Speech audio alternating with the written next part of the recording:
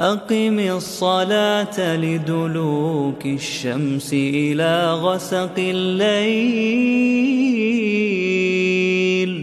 وقرآن الفجر إن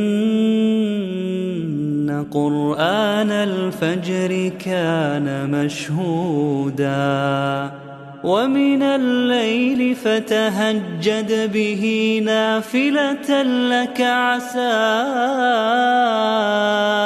أن يبعثك ربك مقاما محمودا وقل رب أدخلني مدخل صدق وأخرجني مخرج صدق واجعل لي من لدنك سلطانا نصيرا.